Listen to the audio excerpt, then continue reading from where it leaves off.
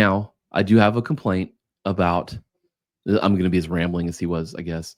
Now I do have a complaint about a lot of approach to jujitsu in that his example was a great example of why a lot of non-traditional curriculums like jujitsu, I've trained in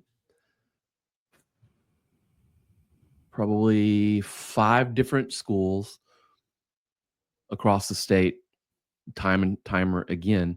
And I will say that the curriculum in almost all of them leaves something to be desired from a personal organization standpoint.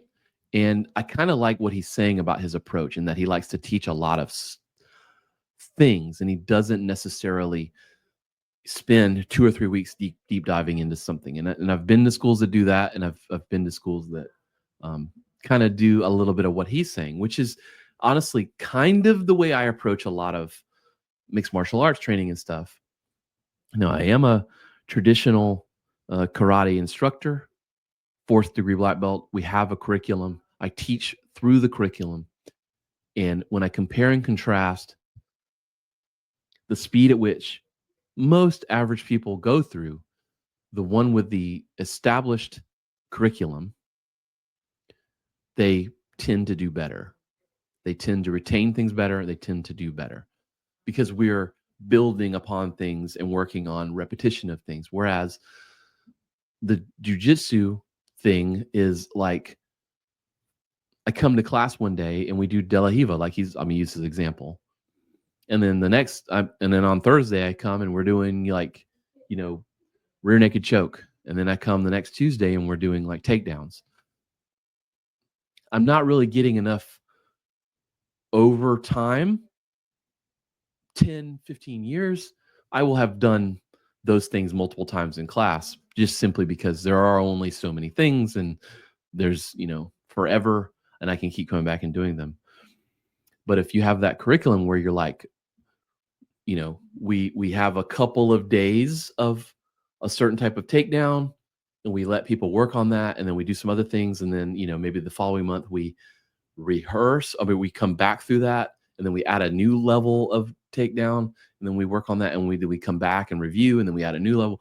Like, you don't have to do them linearly day after day. Like he's saying, like, for the next 3 weeks, we're going to work on this De La Hiva. And if someone only comes to 1 or 2 days of those 3 weeks and they missed out on that whole piece of the curriculum, it's like, when does it come back around? Well, if it's not written down, if it's not planned, it comes back around whenever the dude who's teaching you decides to come back around to it, which might be never. It's not good. That's not ultimately in a repeatable way going to get you there. It's my sidebar on how a lot of jiu-jitsu is taught, whether good or bad. Coming back to the black belt stuff.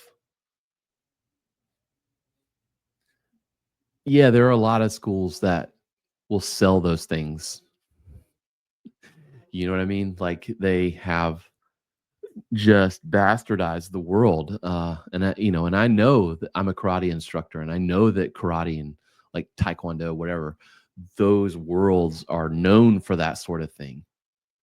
It doesn't have to be, though. It doesn't have to be that way.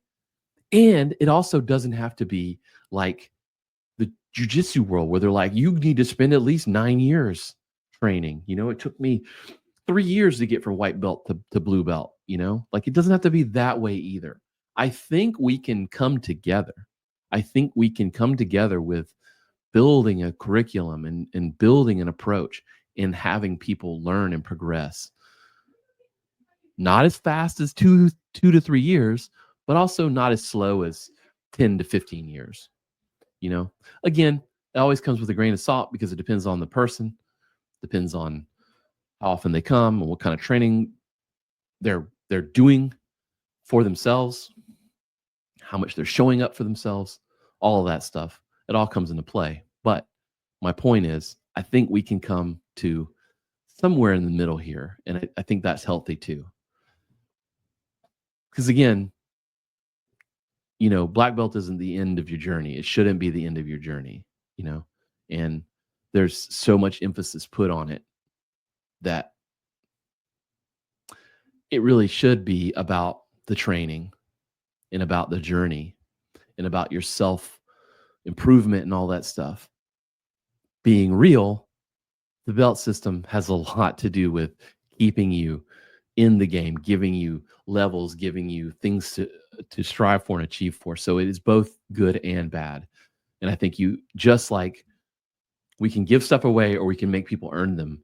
I think we can do that. I think we can come to a compromise on all of this stuff. And it just takes a little integrity on the part of the instructor and integrity on the part of the family and system, and it comes to the approach of the student. And when it all comes together, it's beautiful.